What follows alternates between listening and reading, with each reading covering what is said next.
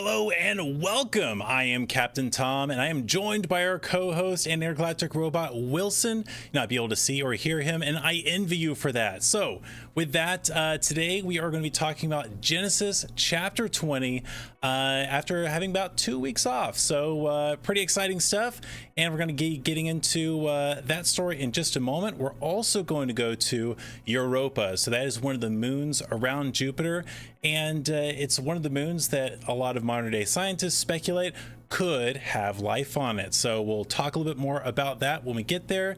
And yeah, let's just go through this here. We got Dan Yoder. Thank you. Welcome joining. Got Just Some Guy. We got Lionel. Awesome. Appreciate you guys joining. Let's see here. Oh yeah, we got hashtag Team Wilson. Yeah, hopefully Wilson doesn't do anything crazy, right? And yeah, it's funny so long as you know, you're not Paralandriana. Okay, so yeah, before we actually go over to where we'll be going today, let's see here. Yeah, oh, it's Aiden. Yeah, doing well. How you doing? Nice. Cool. So let's go ahead and get started here. Yeah, Aiden, blast from the past. We gotta get together sometime. Oh, and here we go. We got P Johnson. Hello to you. All right, so today, before we go over to our destination and get into our story, I want to talk a little bit about the mission of the Silverwind, which is to turn, actually, you know what, let's do this. Let's turn the music down. Yeah, because it's going to be kind of a good and yet a little bit serious conversation. So let's talk a little bit about the mission of the Silverwind, which is to turn our culture away from chaos through time-tested stories that have universal meaning. Now, sometimes that involves talking about things that are going on currently in our culture. And, you know, sometimes because politics affects culture, sometimes we end up having to talk about something that's political, even though this is not a political show. So I think we all know last Saturday, there was an attempted assassination on a former president and up running for this coming up election. And so, of course, you know, that is an act of evil. It's an act of murder. People were hurt. Someone lost their life. Really bad thing. And I'm not insinuating that sharing stories will stop evil, because it won't. It won't answer the problem of evil. The problem of evil has to be answered by other things. But what happened after that was very striking to me, and is basically the chaos that I've been alluding to or pointing to a lot. And that's that there were a lot of people who would, you know, after this happened, would say things like, oh, you know, I wish that he didn't miss. So stuff like that is clearly really bad, really wrong. I mean, you're wishing that a murder had taken place, and that basically is equivalent to having a murderous heart, right? When you're rooting for something like that to happen. And for so many people to boldly go out on like social media and, you know, showing their face and everything, saying things like this, and that'll be on the internet forever and ever, feeling bold enough to do that when something like that should be completely unconscionable. You know, one of the things that shared stories does, it helps point us to what is morally true, or at least what's morally founded and universal. So there is something called moral relativism, and that's this idea that humans invent morality themselves. Basically, that you know, through some kind of like a material worldview, generally is where moral relativism comes from. And it's you know, a rejection that there is a moral law given to humanity or instilled in our hearts, that people just kind of invent it as they go. But when we study cultures and we study stories from all over the world, we don't see how they're very different in their morality. We see how they're all very strikingly the same. So a good example of that is that in all cultures, all of them talk about the importance of taking care of orphans and widows. All of them talk about how adultery is bad. All of them talk about how courageous, or someone being courageous, is a good thing, and how cowardice is a bad thing, right? How murder is wrong, but you know, being brave is good. Like, these are all things that are actually very consistent throughout all cultures and all the stories that we read from all over the world. So that points to this idea that people aren't inventing this for themselves, but they're pointing to something that is often called the moral law. And that's the idea that all of our conscience is basically very similar, if not exactly the same, and that people are quick to point to that moral law when they see someone else breaking it, but they're also very quick to giving themselves an excuse when they break it, basically making themselves an exception to the rule. There's a book written by C.S. Lewis called The Abolition of Man that really dives into this topic really, really well. So I suggest you to read that if you don't know what I'm talking about. But it's this idea that, when let's talk about this. So it's Sodom and Gomorrah. So last week we talked about how the men of Sodom, or well, I guess it wasn't last week. I guess it was, what was that, like 3 weeks ago? Anyways, the last episode, we talked about the men of Sodom, how they basically had adopted this weird and strange moral rule for themselves where they were entitled to the bodies of strangers or travelers that walked into their town, to the point of making it socially acceptable to do something like murder, amongst other horrible things that they were up to. And of course, this all started with a rejection of a consistent moral law that everyone understands to be true, and basically inventing and creating your own moral law. So basically deviating from that and kind of pursuing your own morality. And eventually, turned into something that was so bad, God had to destroy it. A good example of what I'm talking about here. So when we talk about stories and the power that stories have to shape our morality, it's actually the most effective way for us to understand what's morally true. A good example. So you have just say you see a kid and they're lying a lot, right? And I'm sure maybe we've seen that before. You've come across that. They're lying a lot. They think it's funny. They love to lie. And what do you normally say to a kid like that? Well, have you ever heard of the boy who cried wolf? And it's a very effective story at getting the moral truth across to them, to say, hey, listen, if you keep lying, one day you're gonna actually be trying to tell the truth. And what it's going to do is going to end up hurting you and the people around you. And the interesting thing about that story is it actually has a pretty dramatic ending to them. A lot of these old school fairy tale stories or Aesop fable stories generally have a very, let's just say, non-Disney-like end to them, where the end of that story is actually like everyone ends up dying. The wolves eat everybody. And it's all because a kid was basically lying all the time and no one believed him anymore when the wolves actually came. That kind of story sticks with us. It's so easy to remember. We tell other people about that when we're bringing up the idea of lying and saying why it's bad, right? And that's pointing to a moral truth, a universal moral concept. And that's the power that stories have. And so what we're doing here is to tell these stories, to try and get as many people, and think about this as well. So if you were to get like the unifying nature of a story, if you were to get, a couple people who were like really big Star Trek or Star Wars nerds, like they love this story so much. There's people all over the world who love those stories, especially the I would say the older, the original stories told in those. And so if you were to get them in a room, it wouldn't matter what they looked like, how old they were, how much money that they've earned in their life, or any of the differences that we might point out to it with people. When they have that story in common, they just they forget everything else, and now they're just together and unified and loving that one thing. So with that, yes, future politician. Me, absolutely not. Hopefully never. Don't wish that. Don't put that evil on me, this guy. Let's see here. Dan Yoder, yeah, Star Wars. So yeah, so it's a good example of showing the unifying power of stories. Stories is exactly how cultures back in the day would basically identify themselves with one another, that they had a common story. Sometimes that was the common story of their people and their nationality or their tribe. But yeah, it was their common stories that brought them all together. And, we can do that on a much bigger scale than just a city or a tribe or a country. We could do that on a much larger scale. And, we've seen things like the Bible and what it's done through Western civilization, essentially how it's brought people together through all of that. I mean, Europe was a very disunified place before that, basically became prevalent. And so we can see the effects of that. So anyways, today we're going to be jumping into the Bible, chapter 20. We're going to be covering, some of these universal moral concepts. We're going to see them, with stuff that was written all the way in BC, like 1500 or 2000 BC. And yeah, it's pretty cool to see how these are basically all things that we can, empathize with, sympathize with, and understand the morality of them as they point to moral truth. So with that, let's go ahead. Let's see here. We want to make sure we get to where we're going. All right, Europa, that's right. We're going to warp drive to Europa. So, Wilson, let's see if that gets us there. All right, and Wilson, like, could you? It's hot in here today. All right, well, we'll deal with it. Let's hear Lionel. God is still in control of this whole world. Lord, protect our political leaders. Absolutely, yeah. The violence should be unconscionable and not tolerated, right? So the response of people is very telling of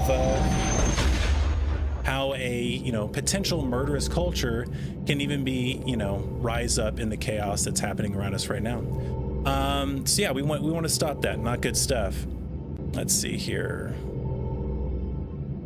Go to that camera. Easy day. Let's see.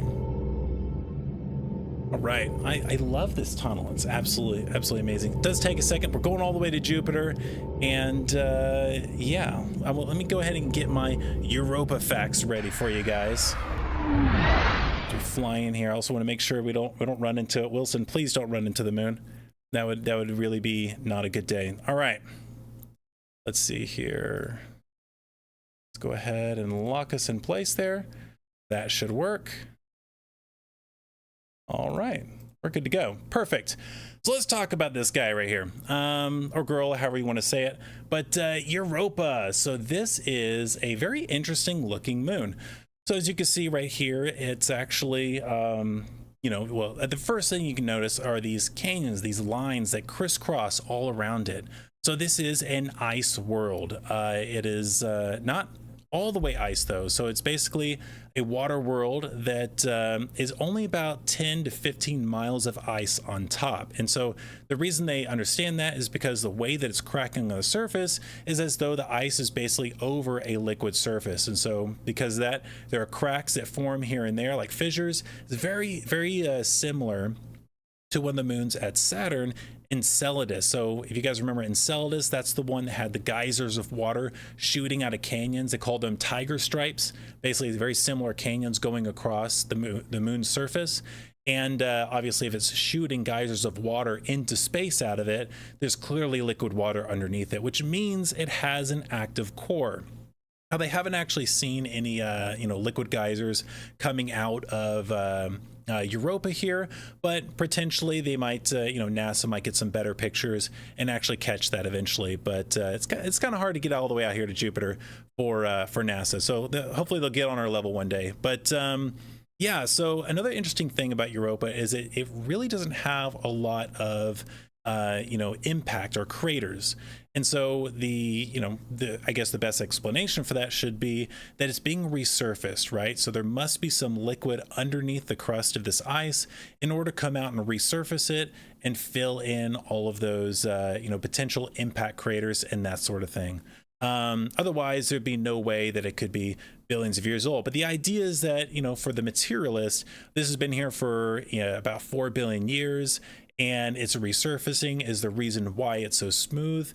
And of course these cracks show up where the water is coming out to resurface it, which is kind of interesting that it resurfaces all the other areas so well that there's basically pristine. It erases almost all of the craters from impact, but then again it doesn't resurface it well enough to basically fill in all these cracks that are all over it.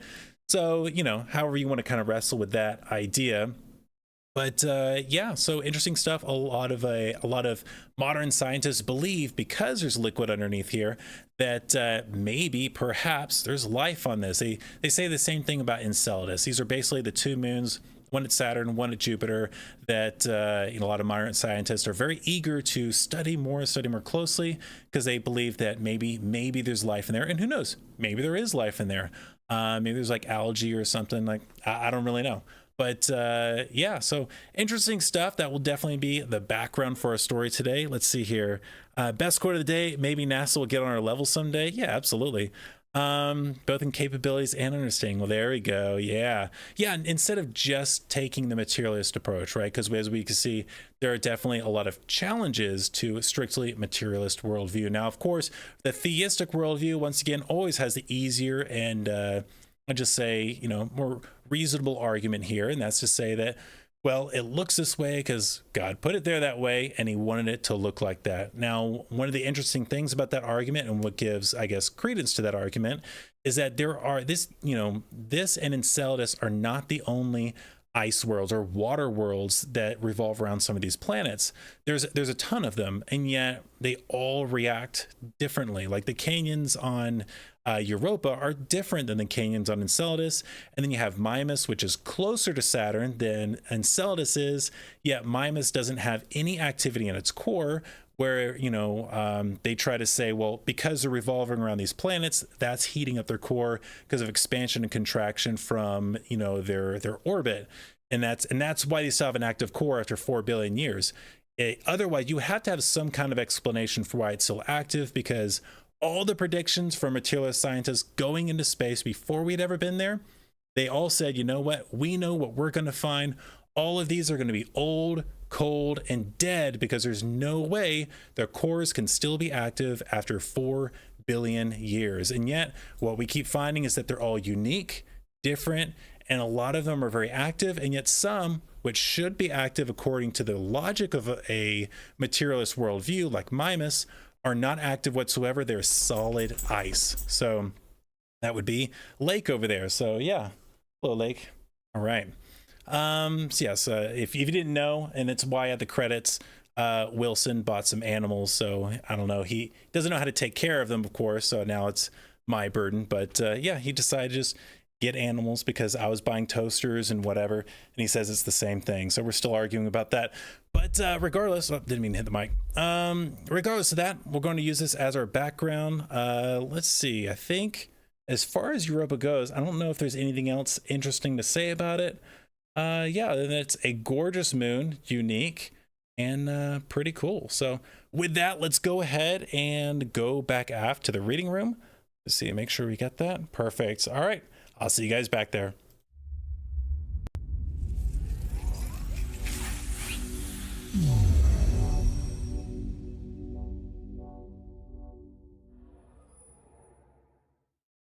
Easy day. So here we are. Got the ship turned around real quick, and we are ready to go through our story. So if you have a Bible and you like to read along, by all means, it's going to be Genesis chapter 20. If not, no worries. I will read every bit of it for you and then talk about it. So with that said, make sure I got my notes good and well here, and we will we'll soldier on here. So last time, touched on this earlier, last time we talked about how Sodom and Gomorrah essentially got destroyed, right? Remember, we brought up this story of I can't even think of it right now.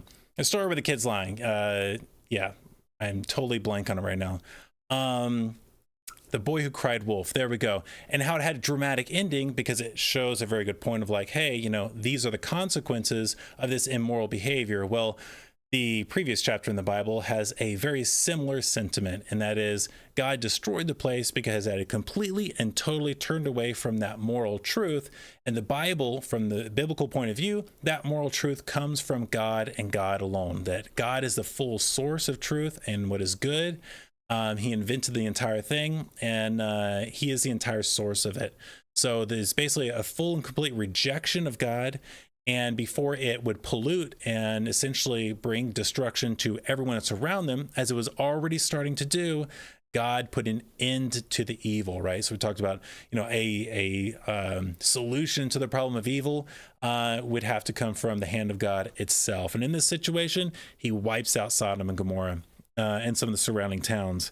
And, poor Lot, he's stuck in this really bad situation. He's the things continue to go poorly for him afterward. He was a righteous man, but not a wise man. So that's kind of the story of Lot right there. So Abraham knew that this was going to happen because it was essentially told to him by God, who visited him as a guest, which would have to be the Son of God. There's no way that he would be able to stand in the presence of the Father.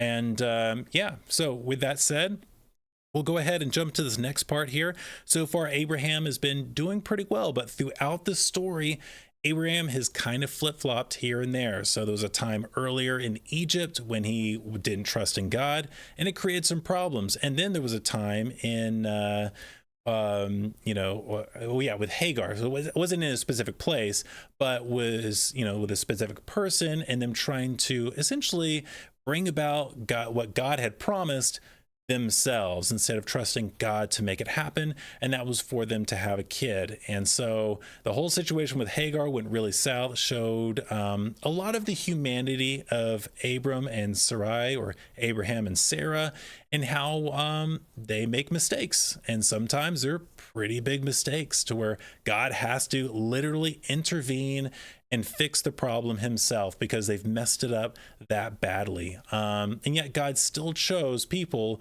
who were, not morally perfect in any way, shape or form. Chose them because he has a big plan, not because like they deserve to be chosen, if that makes sense, right? God has shown a lot of grace with people. So let's go ahead and read chapter 20 here, where Abraham is going to be doing a little bit of traveling, right? So he's a nomad, even though God has promised all this land to him.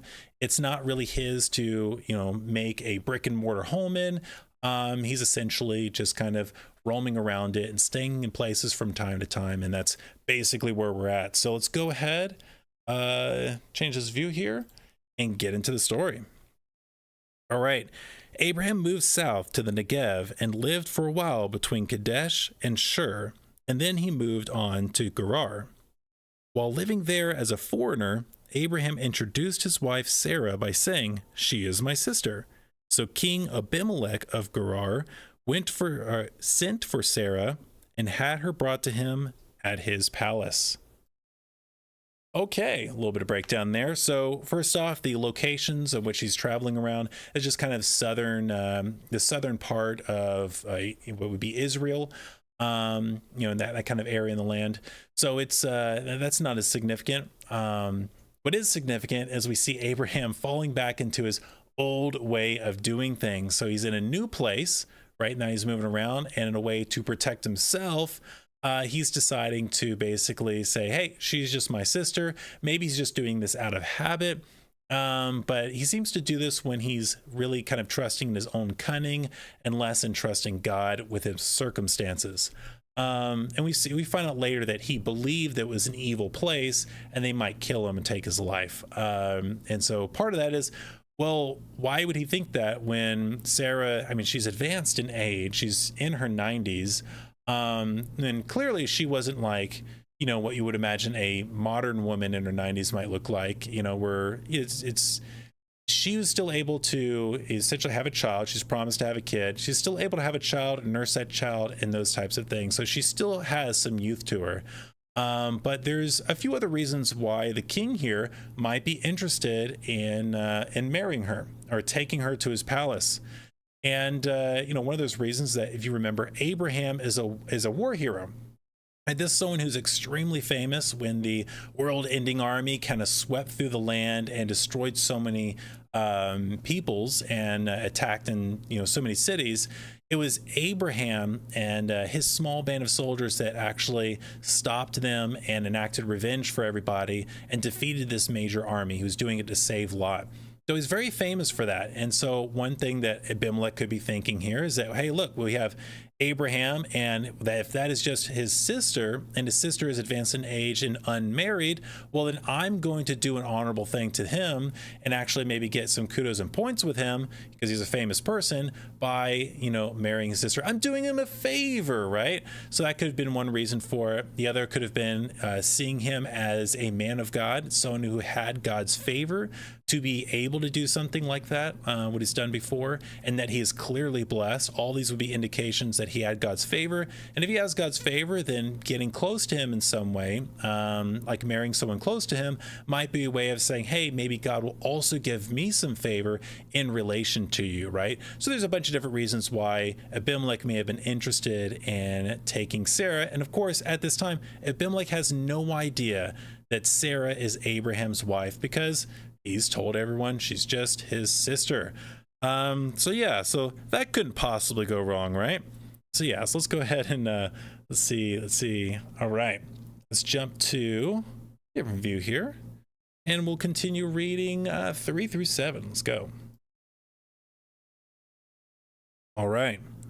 But that night God came to Abimelech in a dream and told him, "You are a dead man, for that woman you have taken is already married." But Abimelech had not slept for the yet. So he said, Lord, will you destroy an innocent nation? Didn't Abraham tell me she is my sister? And she herself said, yes, he is my brother. I acted in complete innocence. My hands are clean. In the dream, God responded, yes, I know you are innocent. That's why I kept you from sinning against me and why I did not let you touch her. Now return the woman to her husband, and he will pray for you, for he is a prophet. Then you will live. But if you do not return her to him, you can be sure that you and all your people will die. Ooh, all right. God comes in and lays on the heat pretty thick there. So, yeah, as you can see, Abimelech is, completely like taken by the situation. It's kind of clear what's happening here. And, yeah, it's, God just comes out and says, you're a dead man. It's like, whoa, what are you talking about? Like, what did I do? And so he appeals to God's morality, saying, you wouldn't destroy an innocent man. Like, I didn't know that I was about to sin, right? And we see the grace of God saying, listen, yeah, I understood that. That's why I interceded to make sure you didn't touch her, to make sure you didn't do anything that was sinful, because that would be adultery. And adultery was seen as one of the great crimes or great sins you could commit back in that day. Like if you did that, it was considered great sin, right? And so yeah, this idea that he would be destroyed by it, by God, was something that was very believable.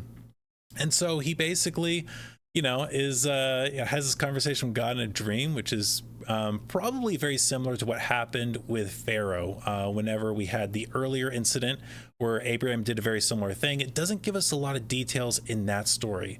It just basically seems like somehow, some way, Pharaoh found out, and was probably through a dream.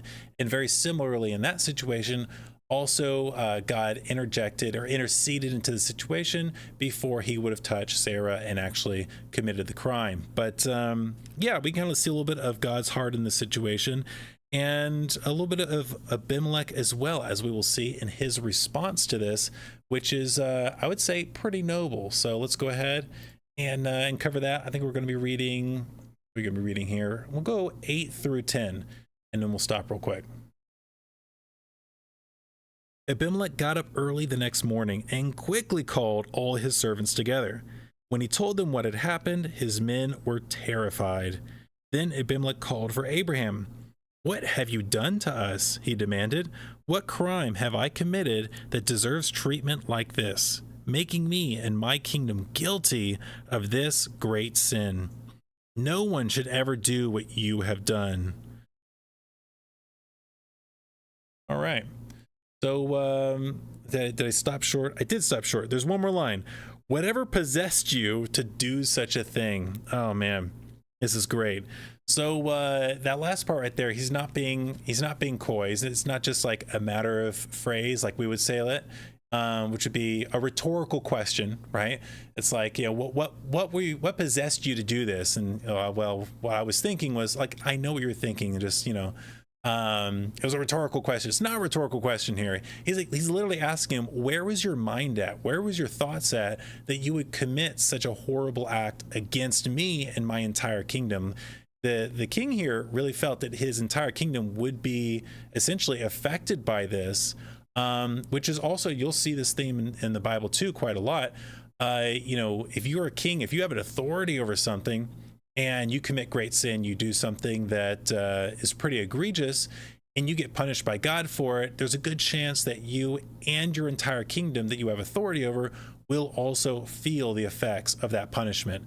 And that's very similar to, the question is asked, well, if it's humans that sin, why do animals experience suffering? The animals aren't the ones who sin.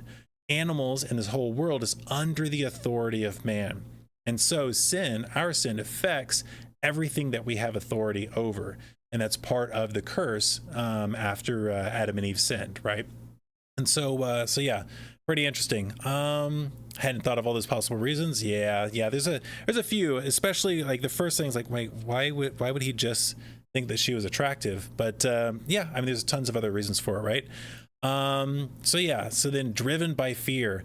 Yeah, fear is a pretty good motivator, especially when God is And what I think that I like about Abimelech in this situation is this is a Gentile king, and at this time of Abraham, clearly has some kind of, and this is about 10 generations from Noah, so clearly has some kind of understanding of God and reverence for God enough, especially a lot more than Sodom and Gomorrah, enough to respect and listen to him, right? So having the fear of the Lord is, in the Bible said, is the source of wisdom, right? Wisdom starts with fear of the Lord. That fear being the kind of fear you would have for your parents, right? You know, you don't want to disobey your parents because you're afraid, not that they'll stop loving you or like, you know, do something really terrible to you, but just that you don't want them to be, you know, to punish you, be disappointed in you, to offend them, because you care about what they think. And so clearly Abimelech cares about what God thinks in this situation. And so, yeah, pointing back to that universal morality here. And yeah, so it's now put on Abram. Abraham is getting chastised by someone who, it should be the other way around. Like Abraham should be the moral one here. He's the one who's a prophet of God. Clearly God has told him he's a prophet. And even though he's a prophet of God, here he is being the one in the wrong. So yeah, let's go ahead, jump into the next part here. Let's get Abraham's excuse. You guys ready for this? 11 through 13. Let's see what Abraham has to say for himself. All right. Abraham replied, I thought, this is a godless place. They will want my wife and will kill me to get her. And she really is my sister, for we both have the same father, but different mothers. And I married her. When God called me to leave my father's home and to travel from place to place, I told her, do me a favor. Wherever we go, tell the people that I am your brother. And that's his excuse, right? So just by default, this is like an ingrained behavior of just, hey, wherever we go, just make this lie, and that way I'm protected. So who is he trusting in that situation? Where's his thoughts? I mean, it's a good question that Abimelech asked him. Where were your thoughts when this was happening? Clearly his thoughts were not on God, right? It was not on his trust in God and his faith in God in that moment. And yeah, so this is something he's just revealing. He's doing this everywhere, right? He's just got caught in, it just turned into a mess in two places. But this is apparently like his normal, standard operating procedure. Not a good thing, right? Not a good thing. So yeah, interesting. A non-believer teaching a prophet about morality. It is, and that's why I love this story. It's very interesting to see that morality is not just something that God only reveals to his people or his prophets or that sort of thing. This is something that morality, like we said, is universal. It's something that even Gentiles, anyone else, can understand and see it. And this is rooted in other places in the Bible that talk about this. Romans chapter 2 is a good place. There's also, and I'm pretty sure, I think it's Acts, when Paul is talking to the Athenians. He talks about God, how God is never far from anyone, and how God is appealing and revealing himself to all people in all nations in hopes that they feel their way back to him. And we could see the effects of what Paul is talking about there, and what Romans, I guess Paul as well in Romans chapter 2, talking about how God created the moral conscience, that it's, basically points to him and the good and moral truths that come from him. And so, yeah, here we have in this situation, very interesting situation, shouldn't be the case. So, but yeah, also speaks to the problematic nature of humans. Abraham doesn't apologize. He just makes excuses. Like, how real is that? And this is also kind of goes to, we'll bring this up quite a lot. This is an embarrassing text for the Israelites. The Israelites wrote this down, and if they were just making it up to, hey, this is our patriarch. This is the guy we all came from. Look how awesome he is. He stops this world-ending army. He's a prophet of God. Oh, yeah, and he also has these really huge moral flaws, and now he's getting grilled by a Gentile on what he should actually be doing, right? And so it's like, okay, yeah, that's why would you make that up that way? So very interesting stuff to that point. Let's see here. Yeah, I think we're good right there. Oh yeah, the whole thing, we've talked about that before, about how this is his half sister. And another, there's one idea out there that, what he means by that is that this could be his niece as well. His deceased, I think it's deceased brothers. No, not deceased brothers, but yeah. So basically, like referring to fathers and like grandfather. Either way, like this was, someone he considered his sister and is related to her in that way, but it's not his full sister, just on his father's side. So yeah, that was a common thing back then. We covered that in a few chapters back. But yeah, let's go ahead. I think we're going to move forward here because I don't think I have any more notes on that one right there. So yeah, very interesting. How real, right? I love how real these stories are. So let's go ahead, jump into, I think the rest of it here. We'll just go all the way to the end. There we go. That's the scene. Perfect. All right, let's do it. Then Abimelech took some of his sheep and goats and cattle and male and female servants, and he presented them to Abraham. He also returned his wife, Sarah, to him. Then Abimelech said, "Look over my land and choose any place where you would like to live." And he said to Sarah, "Look, I am giving your brother 1,000 pieces of silver." Look, I am giving your brother, I just want to point that out, 1,000 pieces of silver in the presence of all these witnesses. This is to compensate you for any wrong I may have done to you. This will settle any claim against me, and your reputation is cleared. Then Abraham prayed to God, and God healed Abimelech, his wife, and his female servants so they could have children. For the Lord had caused all the women to be infertile because of what had happened with Abraham's wife, Sarah. All right, so we see here that Abimelech is giving gifts, and he's trying to apologize because he's concerned about God in this situation. Also, from the times it says, timeline wise, that it was within the day, or like that night, that he took Sarah, that God told him in a dream, "Hey, this is someone else's wife," and basically warning him.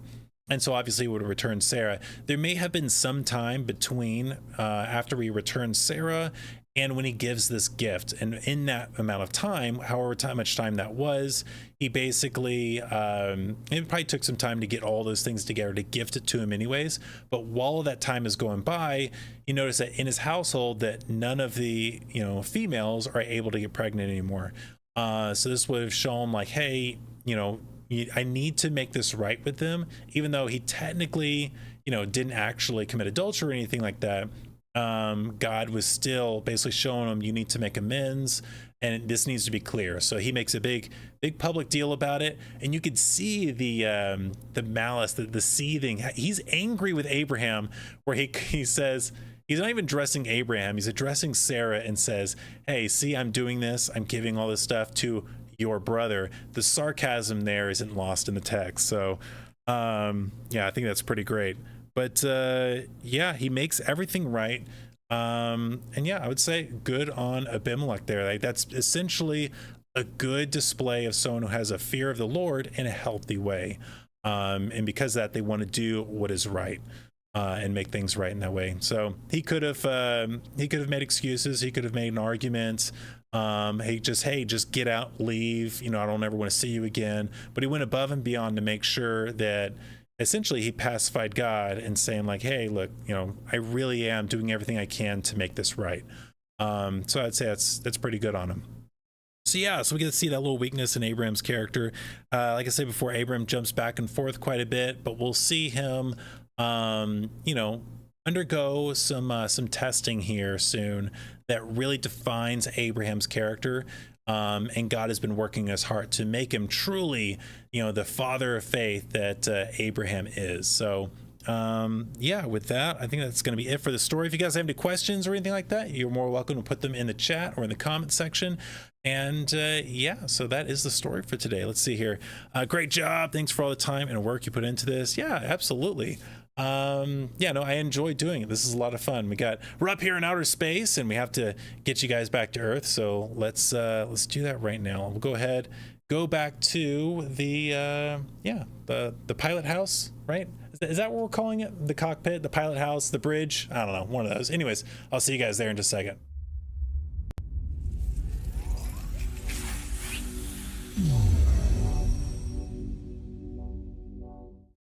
All right, here we are. So let's make this happen. Let's see. Let's go ahead. Make sure we plot this out correctly. You don't want to fly in the sun or anything like that. Oh, and this question has come up before. What is my role here versus what is Wilson's role here? So basically, think about it like this. All of this, I didn't build this ship, right? Clearly, Wilson has a little bit more know-how and all that. My panel is kind of hooked up to his panel, and he kind of has the master controls, which, but he gives me tasks to do here. And I try to help out where I can. So I think Wilson, and this is going to work right here. So let's go ahead and do that. So basically, if I really mess up, he can kind of take control of the situation here.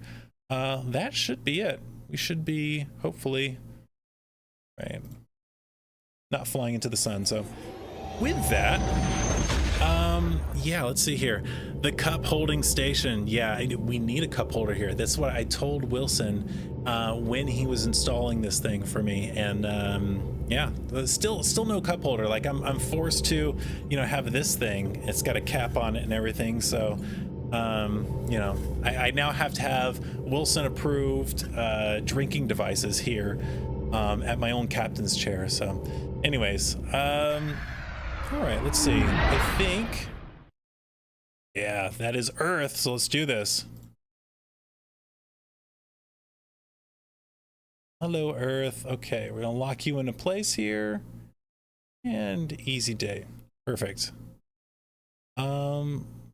Actually, did I do that right? Yeah, I did that right. Perfect. Okay. Well, with that said, yeah, appreciate you guys joining. I've got some announcements here real quick. So before you go, basically in August, I'm going to do a Friday show again. I'm trying to do 3 Friday shows in August. What we're going to be covering is the Journey to the West. It's a story. It's a Chinese story. It's based in Chinese mythology. It's written in the late 1500s. And it's going to have a long story, so a bit of an epic. So it's going to take about 3 episodes or 3 shows to get through it all. So I'm kind of putting all that together right now, and I'm going to be kind of linking that with my other channel. I have a gaming channel. There's a game coming out that's also based on the story, and kind of pointing them to the Silverwind so we can kind of drive a little bit more, traction, that sort of thing over here. And yeah, it should be a lot of fun. The main character is the Monkey King. And it's a pretty fun story. He's pretty powerful, but also very prideful, and he's basically obsessed with immortality. And so you kind of see this story of how, his whole character arc, which once again, all goes back to things that we would understand to be morally true and right in the story. And so it's fantastic. It's actually a really popular story, in China and that part of the world. So we're going to be covering that next month. More details will come out soon. And with that, I appreciate you guys. To all the subscribers out there, you keep us flying, and I will see you guys next time. Of course, it'd be great if I had the outro ready. All right, now see you guys next time. I got lost tonight under the stars up in the sky. Directions hard to find under the stars up in the sky. I got lost tonight under the stars up in the sky.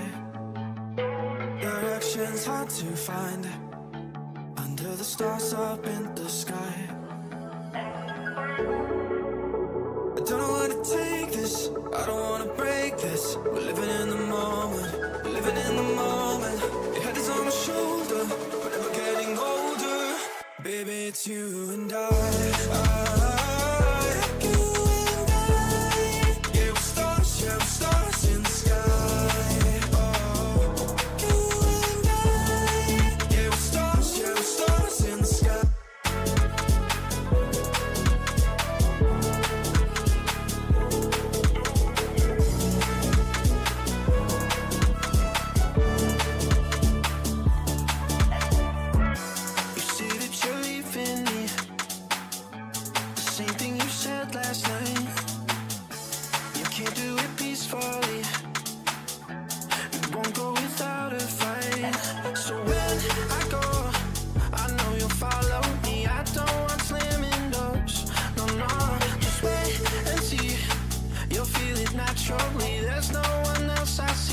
I know you'll follow me. I don't wanna take this, I don't wanna break this. We're living in the moment, we're living in the moment.